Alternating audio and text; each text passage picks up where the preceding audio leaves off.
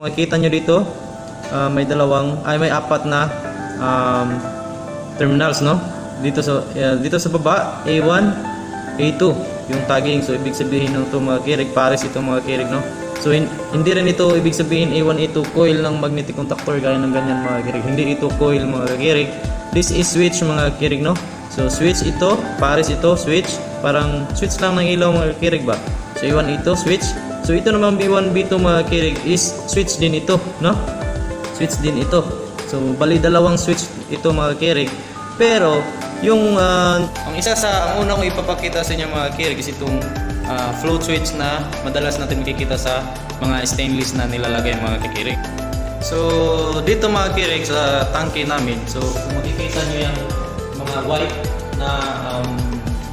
na caps mga kirig na nandyan sa dulo. So yan yung isi-share natin na kung paano yan gagamitin mga kirig. So ito, no? Normally closed, magnetic contactor for motor, overload. Yan. So kung i-on natin yung marami yung tubig dito mga kirig, dito yung tubig, so dito. So siyempre yung mga dalang bola litaw yon, so hindi mahihila yung float switch natin na micro switch. Makikita nyo, so mataas yung level ng tubig natin mga kirig. So lumitaw yung mga pabigat natin. So yung kapag mag-install kayo dito mga kirig, tatanggalin muna yung dalawa, tapos ilusot muna dito sa butas. What's up mga kirig? Welcome to my channel. So it's me again, your ninja electrician mga kirig, no? So sa mga bago dyan, welcome po. Sa mga nagbabalik, welcome back mga kakirig.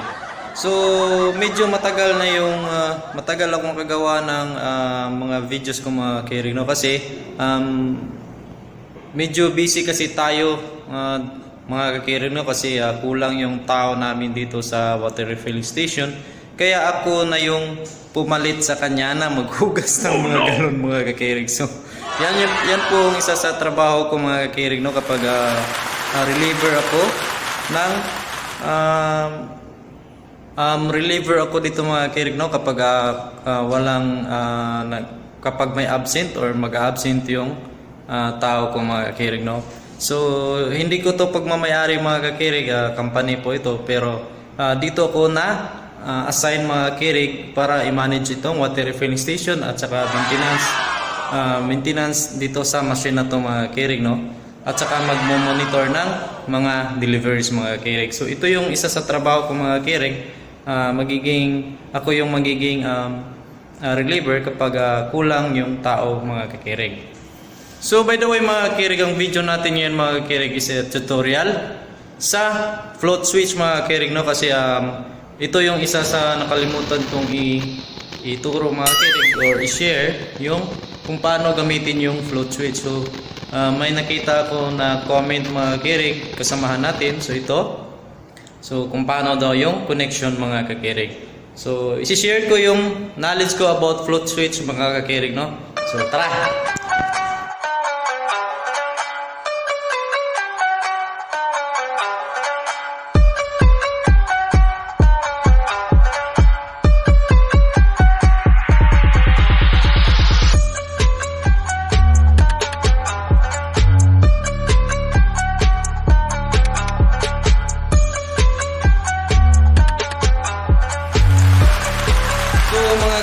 So ang i-discuss natin ngayon mga kirig is about float switch, no? Yung maraming type yan ng float switch mga kirig, pero ang ating i-share ngayon is yung basic at yung common na ginagamit natin, yung madalas natin na makikita na ini-install sa mga stainless tank, no? At saka sa mga plastic tank, no? So yung isa din is yung madalas na ginagamit sa mga concrete tanks, no?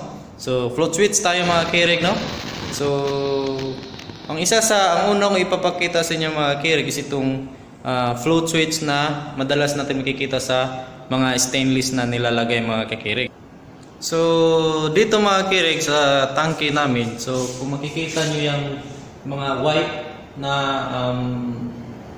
caps mga kirig na nandyan sa dulo. So yan yung isi-share natin na kung paano yan gagamitin mga kirig. So ito yung unang float switch natin na ipapakilala or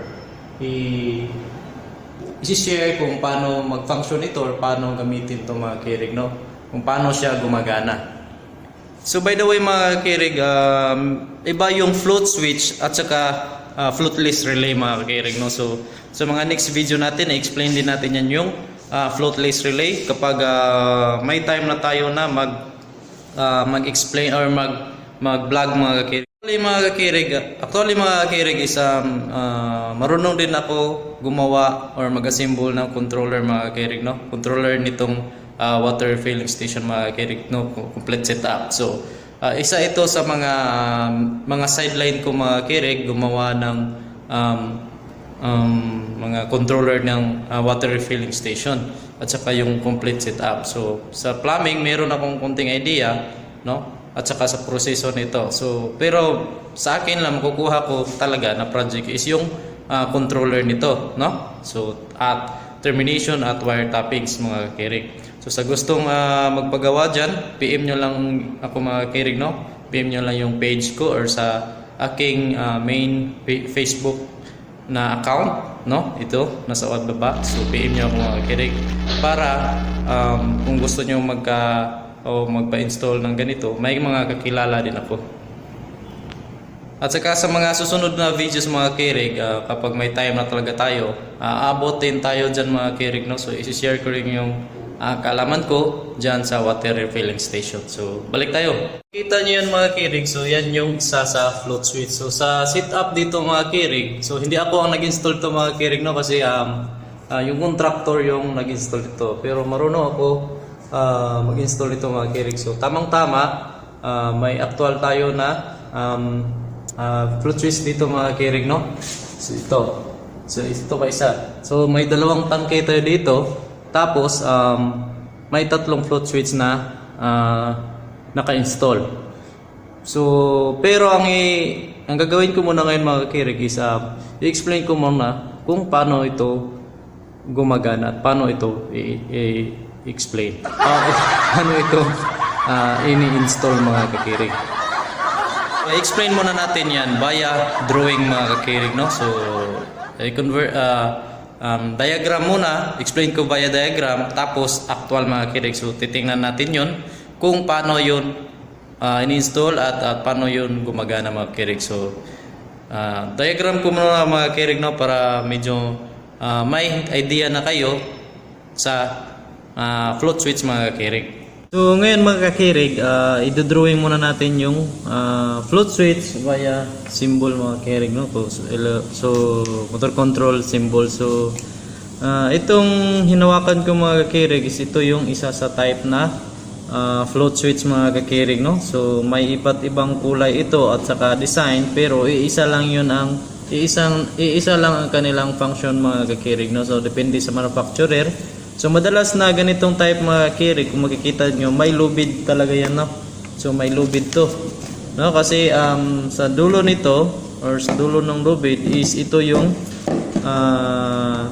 yung tawag natin dito, ito yung ibababad sa tubig mga kakirig. Kung makita nyo na ito yung ibababad sa tubig. So ito yung magiging reference niya sa high at saka low level ng tubig mga kakirig. So dito tayo magkukuha ng range kung yun nga, kung mag-high at about sa high at saka sa low ng tubig mga kakirig sa tangke natin. So itong type na float switch mga kakirig is ito cover to.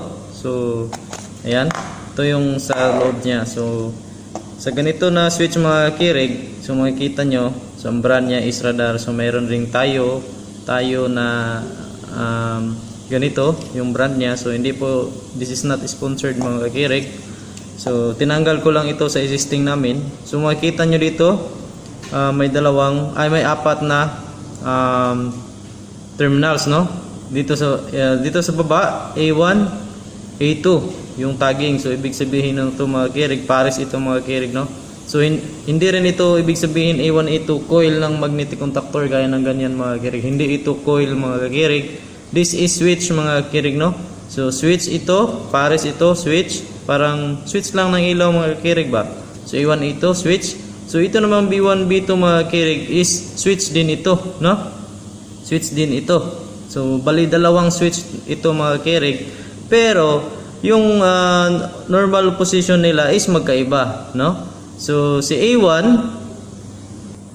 so itong A1 mga kirig, no, na pair na switch na ito is normally, ang position niya is normally closed, no? So position niya nito is normally closed. So si B1 naman kasi mga kakirig, ang position nito is normally open. So again, A1 is normally closed, B1 is normally, B1 B2 is normally open. So yan yung original position nila. Ibig sabihin naka-standby na position, so hindi ginalaw mga kirig yung lever or yung switch dito. By the way mga kirig, sa ilalim ito is micro switch ito mga kirig, no? Micro switch, no? So naka-try na ko na i-dismantle to siya mga kirig. So kinuha ko to. So kung makikita niyo diyan sa loob, yan yung parang may ito yung button na maliit. So yan yung dahilan, no, para mag-change over yung contacts natin, no? So again, yung A1, A2 natin is normally closed. Yung B1, B2 is normally open. So mag-change contact lang yung mga kirig kung gagalaw itong lubid mga kirig, no? Gagalaw itong lubid bayan itong mga bula mga kirig niya, yung pabigat niya, no? Ito yung mga pabigat niya. So ito yung magti-trigger or ito yung taga-trigger dito sa micro switch, no? So papakita ko yung drawing nito mga kirig, no? I-convert natin muna sa diagram. So kung i-convert natin siya sa diagram, so try ko muna i-explain mga kirig, no, via diagram. So sa aking nasabi mga kirig, ang float switch natin, ang float switch na yun is kung makikita nyo is may normally closed at normally open yun mga kirig, no? So kung hindi sa normal position niya, ibig sabihin yung kapag hindi pa na hila yung lubid niya is si A1, yung tagging na may A1, so, lagyan natin yung A1, so ito yung A1 at ito yung A2. So kapag hindi nahila yung lubid, ang position ng kanyang contacts is normally closed, no? So ganyan, so close yan. So ito yung kunwari yung lilitaw, yung bula-bula mga kirig, no? So samantalang yung B2 mga kirig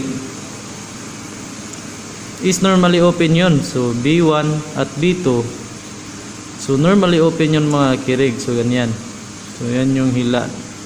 So lalagyan na, so ganito yung magiging symbol natin. So ito normally closed, ito naman yung normally open. So ito pa yung position ng switch natin, yung sa float switch, habang hindi pa nahila yung lubid niya.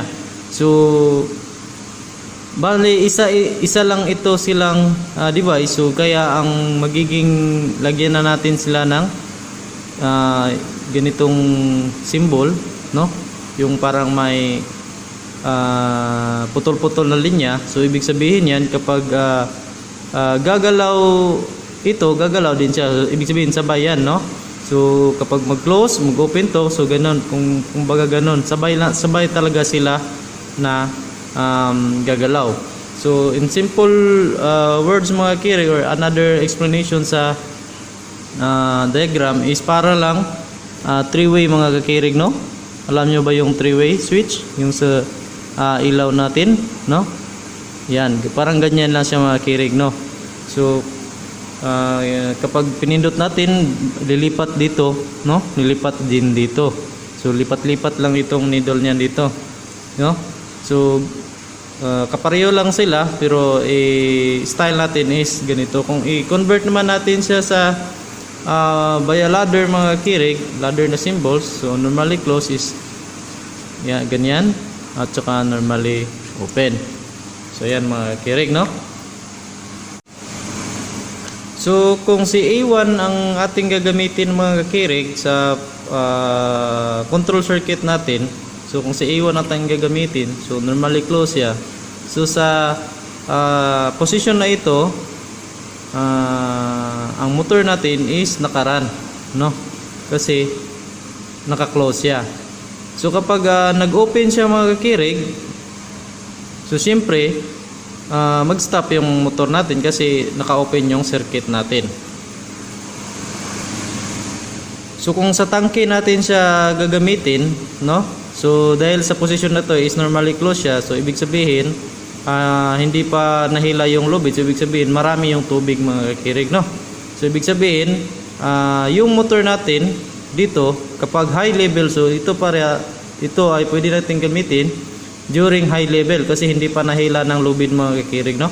So high level is nakaran yung motor natin dito. So high level motor run, no? High level of water. Sa loob yan ng tangke mga kakirig.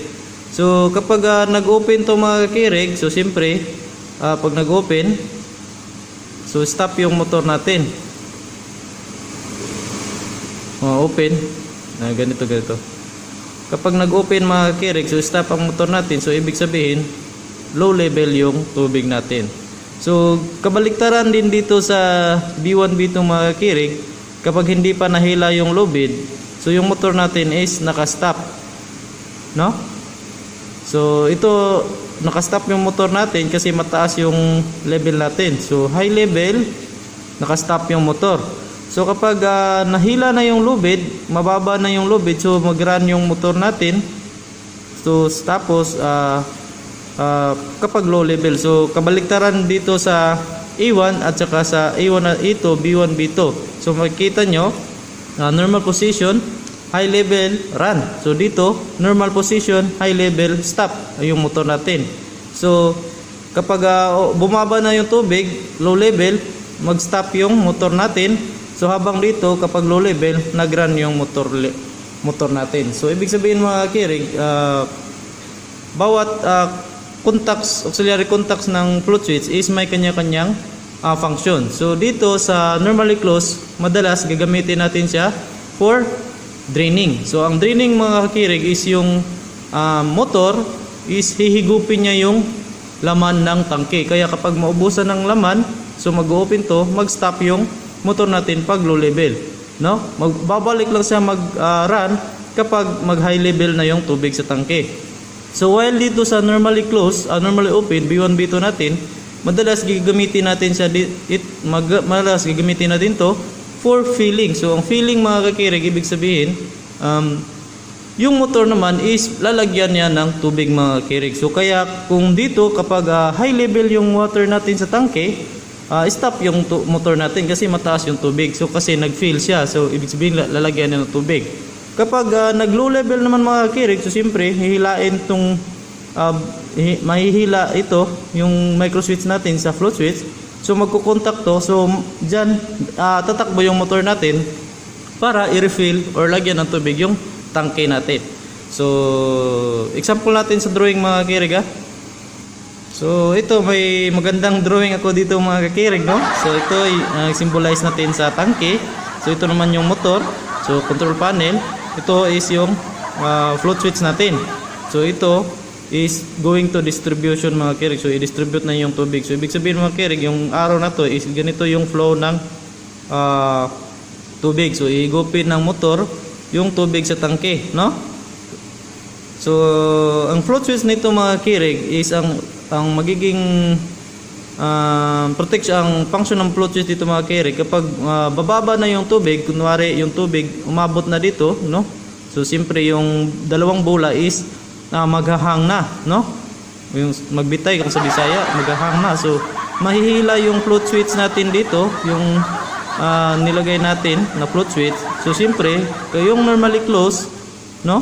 Close yun kanina. Kapag nahila na yung loop, nahila na yung micro switch or float switch natin, so mag-open to siya mga kakirig, so mamatay yung motor natin. So kung ano natin sa control circuit, ganito yan.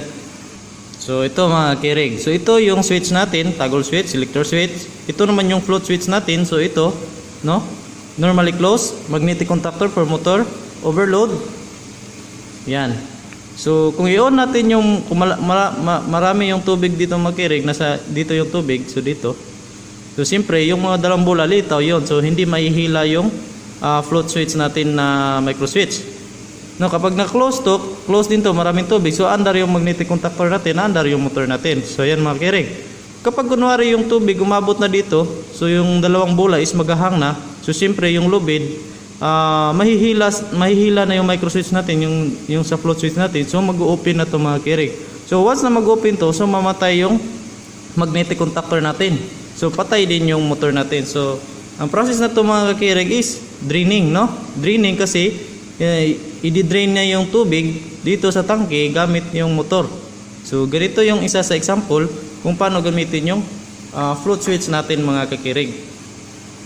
So ang next na example mga kakirig is gagamit yung normally open natin. Gagamitin natin yung normally open. So itong pangalawang setup natin mga kakirig, so maganda pa rin yung drawing natin. So ito yung motor, control panel, ito naman yung tangke, at saka yung distribution pipe. So ang flow naman nito is from dito to dito. So ibig sabihin, yung motor or yung pump, papasukan niya ng tubig yung tangke. So yung kanina is higupin niya yung tubig from tangke. So ngayon naman is si motor yung yung maglalagay ng tubig dito mga kirig. So siyempre dito yung float switch natin, ito yung motor, no? So ang magiging protection, ang magiging function naman ng float switch natin dito is iiwasan niyang umapaw yung tubig, no? So kapag umabot na sa mataas na level, so kunwari dito ang level ng tubig, so papatayin niya yung automatic yung motor para hindi na mag-fill ng tubig. So kapag walang float switch dito na nilagay, so maaring aapaw yung tubig, so sayang yung tubig. So gano'n naman yung function ni float switch dito. So kung so feeling ito mga kirig, no, feeling, no? So magfi-feel siya ng tubig sa loob ng tangke. So kung control circuit natin siya mga kirig is bali ganito siya. So bali ganito mga kirig. So kapareho lang sila ng forma, pero yung float switch natin na position dito is open, no? So ito yung switch natin, toggle switch or any switch mga kirig. So magnetic contactor for motor natin, overload, no, line on line to. So kung mataas yung level ng tubig mga kakirig, kasi tapos yung float switch natin na normal contact niya is open, so mataas ang level, so naka-open siya mga kirig. So ibig sabihin yung motor natin hindi under kasi open yung circuit natin, no? So kunwari kapag bumaba na yung level, umabot dito mga kirig, no, nung magpass na sa pangalawang yung bula-bula, yung pabigat niya, so mahihila na yung micro switch natin sa float switch kasi bibigat na ito kasi mababa na yung tubig. So mangyayari dito mga kirig is mag-close na to na siya mga kirig, no? So kapag nag-close na siya mga kirig, so close din ito. So aandar yung motor natin kasi nahila na yung float switch natin dito.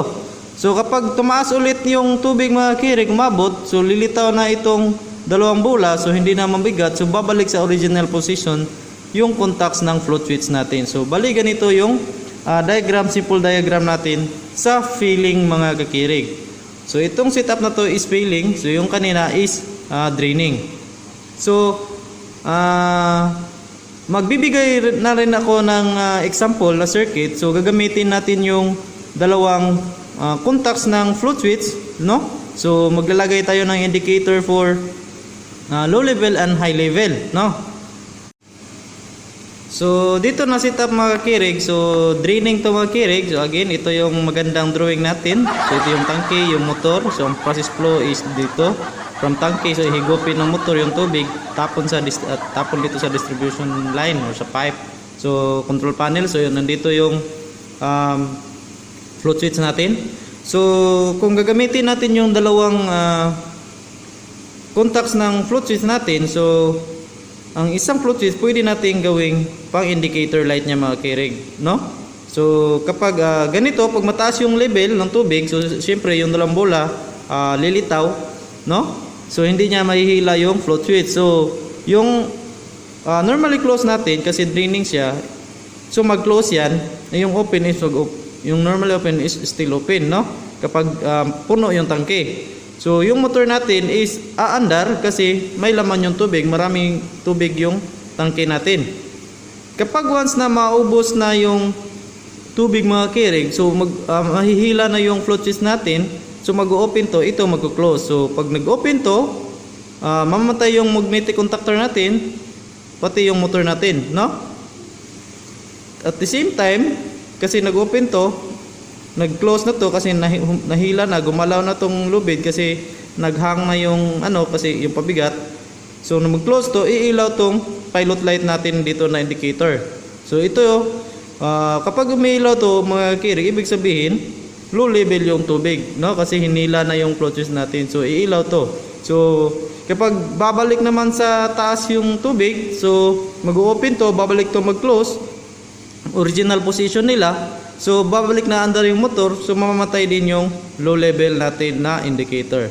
So ganyan dito, ganito yung simple diagram for draining mga kirig. So sa feeling naman mga kirig, sa feeling naman. So dito naman na set up mga kirig, feeling tayo mga kirig. So feeling, ito yung magandang tank natin, control panel, float switch nandito. No, so ang takbo ng tubig dito, so lalagyan niya ng tubig mga kirig yung tangke natin. So ito naman yung control circuit niya.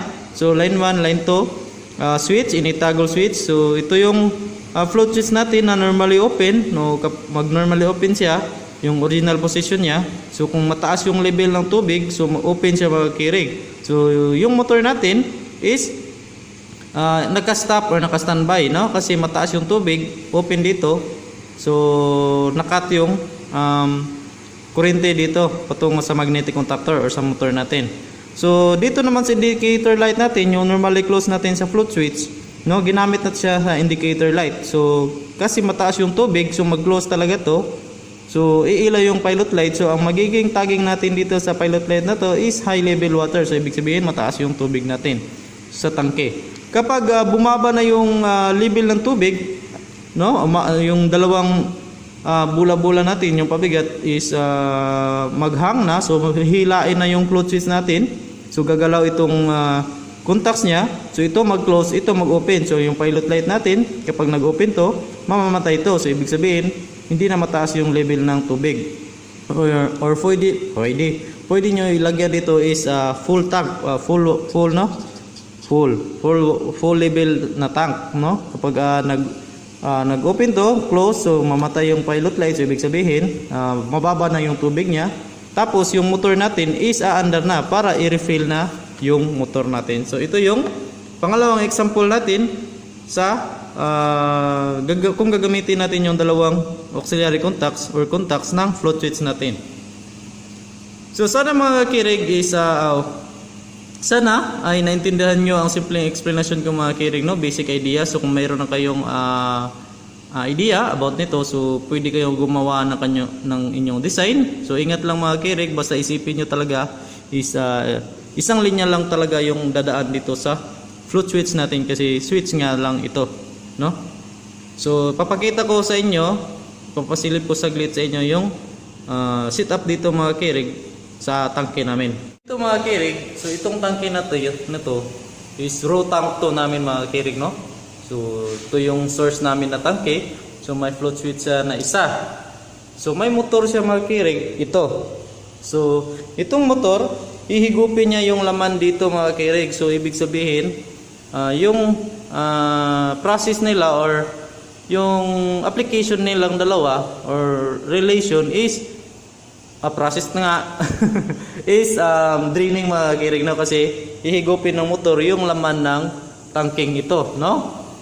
So ang connection niya dyan is nasa normally closed, no? Kapag mahila yan, bababa yung tubig, so mag-open yung A1 at A2, so mamatay yung motor. So kapag tataas naman yung level ng tubig, so mag-close yung A1 at A2 natin, so aandar ulit yung motor natin mga kirig. So dito naman sa kabila, dito doon sa kabila, feeling mga kirig. So itong tangke mga kirig is ito yung product tank, no? So feeling ang magiging setup nito. So ang maglalagay ng tubig nito is itong high pressure pump namin, no. So itatapon niya yung tubig niya dito. So ang setup naman niya dito mga kirig, kasi feeling siya is nakakonect siya sa B1 dito sa normally open, no. So ang kanyang mga pabigat is nandito lang nakaset, no. So kapag mataas na yung level, so mamamatay yung high pressure pump namin. So ito is feeling mga kirig, no. Pero sa tangking to mga kirig, bali dalawa ang kanyang level switch, kasi hihigupin din itong tangke mga kirig, no. So dito sa tangke, dalawang combination mga kirig, filling and draining ang magiging setup nito, no. So may idea na kayo sa filling at draining, so pwede nyo yan i-combine yung dalawa para makuha nyo yung diagram or yung setup nito sa tangking ito. So by the way, nandito yung isang level switch niya. So ito yung magiging draining na float switch. Yung setup niya is hanggang dito sa ibaba. Well, itong isa is nasa filling. So nandito lang yan mga kirig, no? Kapag lumitaw na siya, or nandito lang ba yun? Pag lilitaw na yan, so mamamatay yung ano ba to? High pressure pump namin. So sisilipin natin yung laman doon sa raw tank, wag lang sa product mga kirig. So sa raw tank lang tayo, baka makontaminated itong product tank namin. Sa raw tank lang. Ito yung raw tank namin, so marami yung tubig, so makikita nyo. So mataas yung level ng tubig natin mga kirig. So lumitaw yung mga pabigat natin. So yung kapag mag-install kayo dito mga kirig, tatanggalin muna yung dalawa, tapos ilusot muna dito sa butas, saka nyo itali, no. So ang connection niya, buhay to mga kirig, ha. So again, ang connection niya nito is nasa A1 at A2. Makikita nyo, nasa A1 at A2 yan. Sana makita, malayo na po. So A1 at A2 yan mga kirig. So kasi draining to. So balik na natin. So ganyan lang kasimple. So mga kirig, ganyan lang kasimple set up yung level switch natin, at sana naintindihan nyo. So sa sunod na video natin mga kirig, i-explain ko naman is yung itong type na level switch mga kirig, ito, no. So maghahanap ako ng area namin dito na gumagamit ito para makita nyo sa actual. So abangan nyo yung next video natin. So pasensya na sa magulo nating hair. So please don't forget to like, share, and subscribe mga kirig, no. So sa mga bago ko dyan, hit the notification bell at para maging updated kayo sa mga bagong videos natin mga kakirig. Salamat pala, ito pala yung inyong Ninja Electrician mga kakirig. Salamat, bye bye.